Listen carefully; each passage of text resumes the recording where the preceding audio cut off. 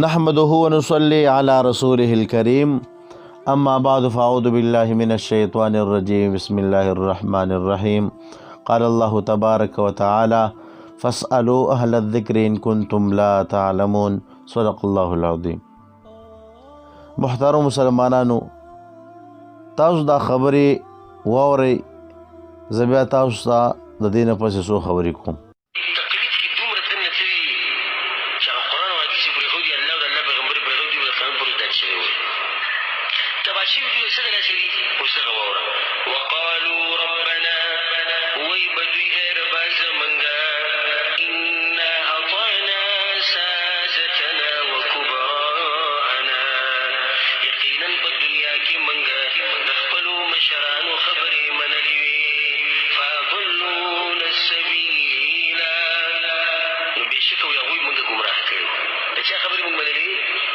مشرانو ولو إذا پلار نکه زموږ نه پوهېږي څو دغه خلکو ته واورېده یا الله موږ خو د پلار نکه خبره منلې وه، پیغمبر موږ پرېښودی وو، حدیث هم پرېښودي وو، قرآن هم پرېښودی وو، دا خلک به داسې شوي وایي. ښه نو اوس څه کوئ؟ دغه مشرانو باندې خو تاسو ډېر مضبوط ولاړ وئ. د مشرانو په مقابله کې خو تاسو قرآن او حدیث والا پسې کنځلې کولې، د هغوی سره مقابله کوله تر دې چې د هغوی وجلو ته هم تیار وئ. محترم، تاسو د شیخ ابو حسان غیر مقلد وهابي دا بیان واورېدو چې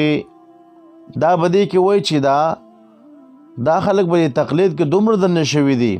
چې د الله او د هغه د رسول چې کوم دی او دغه رنګې قرآن او حدیث یې پرېښودی دی او په مشرانو پسې چې کوم دی روان شوي دي او دیو به بیا چې کوم دی وایي په جهنم کې دا 22 سپارې هغه آیت شریف نقل کړی دی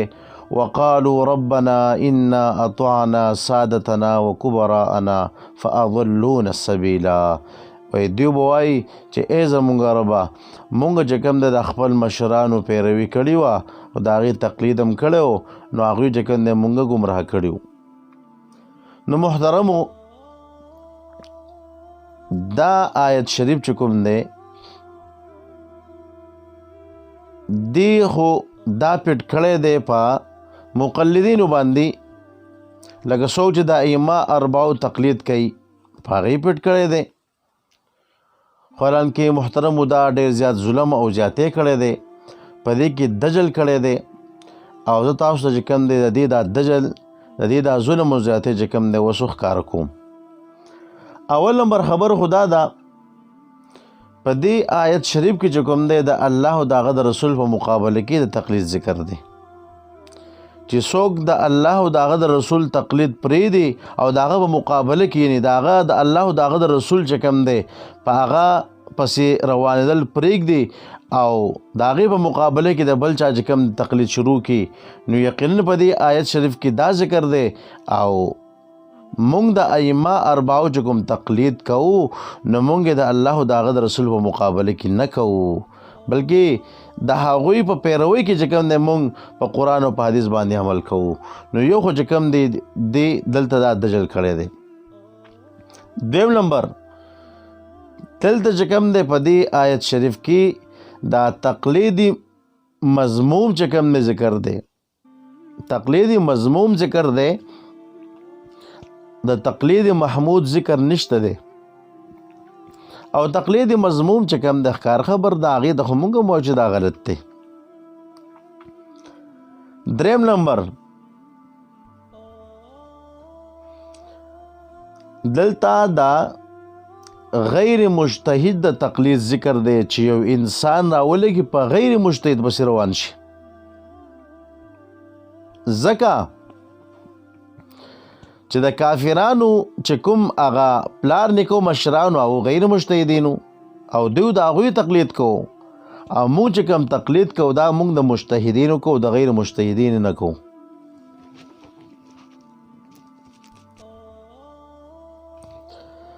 دغه رنګې څلورم نمبر، شیخ صاحب چې کوم دی مجتهدین یې په کفارو باندې قیاس کړي دي، ځکه چې دغه کافرانو به د خپل مشرانو کافرانو د پلار نیکه به تقلید کوو، نو دلته دا شیخ صاحب چې کوم دی دا مجتهدین دا په دغه کافرانو باندې قیاس کړي دي چې دغه رنګې دا مقلدین د دې خپل ائمو چې کوم تقلید کوي د مشرانو، نو دا خو یو طرف ته چې کوم تا به د کافرانو باندې قیاس کړلی چې هغه کافرانو به د نورو کافرانو تقلید کوو او موږ چې کوم دی دغه ائمه اربعو چې کوم دی تقلید کوو، نو تا خو زمونږ ائمه اربعه په دغه کافرانو باندې قیاس کړی، دا د بل ظلم کړی دی. 5 نمبر دلته خو په دې آیت شریف کې د اطاعت ذکر دی، وقالوا ربنا انا اطعنا سادتنا، دلته د اطاعت ذکر دی. حالان کې تاسو وای چې تقلید او اطاعت او اتباع دا جدا جدا سيزونه دي، تاسو خدای یو نه غنئ، تاسو به دې کې فرق کوئ. چې کله تاسو دا یو نه غنئ، تاسو به کې فرق کوئ، نو بیا دلته ته څنګه چې کوم د اطاعت نه چې کوم د تقلید ثابتې او بیا چې کوم د رد کې په تقلید باندې، ځکه دلته خو لفظ تقلید نه دی راغلی، د اطاعت راغلی دی او تاسو چې کوم د اطاعت او تقلید او اتباع دا جدا جدا سيزونه ګڼئ، نو چې جدا سيزونه ګڼئ بیا څنګه یو جدا یو مخالف لفظ راغلی د هغې نه چې کوم دی بل معنی اخلی، دا خو تا دلته یو بل ظلم او زیاتې کړی دی. 6 نمبر لکه دلته خو د غیر مجتهد چې کوم دی د هغې تقلید ذکر دی چې څوک به غیر مجتهد پسې روان شي د هغې تقلید کوي، ځکه د کافرانو مشران هغه غیر مجتهدینو، نو د هغې نه بیا چې کوم ته قیاس کې په هغه مجتهدینو باندې په ائمه اربعو باندې چې د هغې موږ تقلید کوو، ته په دې باندې قیاس کې. د دې خو داسې مثال دی لکه د سپی چې کوم دی پی دا اوس حرام دی، ته اوس رالګې د سپی د پی د وجې نه چې کوم دی د غوا پی حرامې، ته چې کوم دی د میخې پی حرامې د بیزي، نو دا چې کوم دی ظلم او زیاتې کې دجل او دوکه کې، نو داسې به چې کوم دی نه کې. دغه رنګې دلته په 9 نمبر دلته چې کوم دی په عقایدو کې د تقلید ذکر دی، په اجتهادي مسایلو کې نه دی، یعنی دی کافرانو با په عقایدو کې د خپل مشران چې کوم د تقلید کوو، په اجتهادي مسایلو کې به چې کوم دی دغه کافرانو تقلید نه کوو د خپل مشرانو، نو لہذا مونږ چې کوم د ائمه اربعو تقلید کوو مونږ په عقایدو کې نه کوو بلکې مونږ چې کوم دی په اجتهادي مسایلو کې کوو، دا د بل ظلم او زیاتې کړی دی. دغه رنګې د دې کافرانو پلاران او مشران هغه باغیانو د الله د رسول چې کوم دی باغیانو، حالان کې ائمه اربعه دیو چې کوم دی بالکل متبعین دي د الله د رسول، دیو چې کوم دی باغیان نه دي. دغه رنګې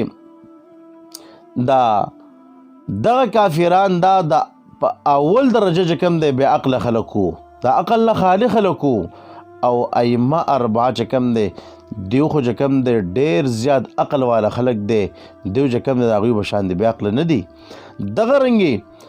دغه د کافرانو د پلارانو مشران دا چې کوم دی اول درجه بې علم وو، او ائمه اربعه چې کوم دی داسې نه دي بلکې دوی الله پاک داسې علم ورکړی د علم غرونه وو. دغه رنګې دغه مشران د کافرانو په خپله هم ګمراه وو، نور خلک به یې ګمراه کوله، او ائمه اربعه چې کوم دی په خپل هم په هدایت باندې دي، نور هم چې کوم دی په سمه لار باندې راړی هغوی ته سمه لار ښایي. نو محترمه تا چې کوم په دې آیت شریف کې دا دجل کړی دی، دوکه دې کړله، زیاتې دې کړی دی. شیخ صاحب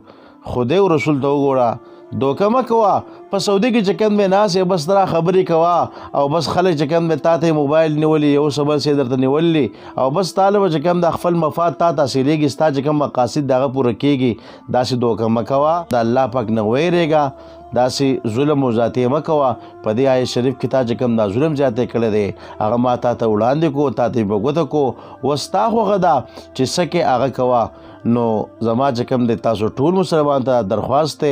چې دا شیخ صاحب غیر مقلد دی، دا وهابي دی، په غلطه باندې دی، په دې آیت شریف کې دی څومره دجل کړی دی، ما تاسو ته دې وضاحت وکړو. نو لہٰذا د دې شیخ صاحب د بیان نه او د ده چې کوم دی د خبرو د اورېدو نه چې کوم دی تاسو اجتناب وکړئ، ځان ته وساتئ. الله رب عزت ته موږ د غلط خلکو نه وساتي او الله رب عزت ته موږ د نیکانو د ښو خلکو چې کوم دی په لاره باندې روان کړي. واخر دعوانا ان الحمد لله رب العالمین.